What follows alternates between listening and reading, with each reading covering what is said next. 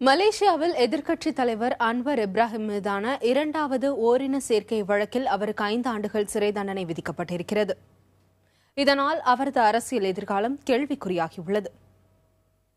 மலேசிய எதிர்க்கட்சித் தலைவரான Anwar Ibrahim கடந்த 2008ஆம் ஆண்டு புகிட்டமான் சரா என்னும் இடத்தில் அமைந்துள்ள ஆடம்பர அடுக்குமாடி குடியிருப்பில் தமது உதவியாளரோடு ஓரினச் சேர்க்கையில் ஈடுபட்டதாக குற்றம் சாட்டப்பட்டது.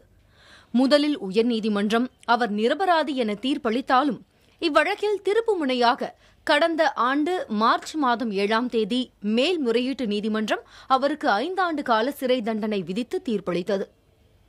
தமக்கு எதிரான இந்த தீர்ப்பை எதிர்த்து அன்வார் மலேசியாவின் உச்சநீதிமன்றமான கூட்டரசு நீதிமன்றத்தில் மேல்முறையீடு செய்தார்.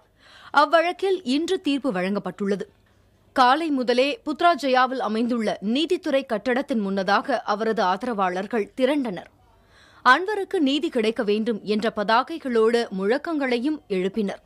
காலையில் ஏறக்குறைய 500 பேர் மட்டுமே திரண்டிருந்த நிலையில் இந்த எண்ணிக்கை மதிய வாக்கில் 10,000-ஐ எட்டியதாக கணிக்கப்படுகிறது. நிலையை கட்டுப்படுத்தும் வகையில் மலேசிய பாதுகாப்பு படையினர் பல அடுக்கு பாதுகாப்பு பணியில் ஈடுபட்டிருந்தனர்.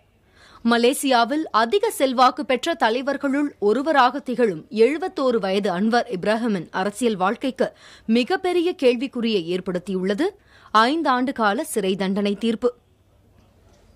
டத்தோ ஸ்ரீ அன்வார் இப்ராஹிம் குற்றவாளி என தீர்ப்பளிக்கப்பட்டிருப்பது மலேசிய அரசியலில் எப்படிப்பட்ட தாக்கத்தை ஏற்படுத்தும், அதே நேரத்தில் அனைத்துலக ரீதியில் எப்படி விமர்சிக்கப்படும் என்பதே தற்போது பலரின் கேள்வியாக அமைந்துள்ளது. புதிய தலைமுறை செய்திகளுக்காக வணக்கம் மலேசியா ஒத்துழைப்போடு புத்ராஜயாவிலிருந்து மோகனா அருட்ஜோதி.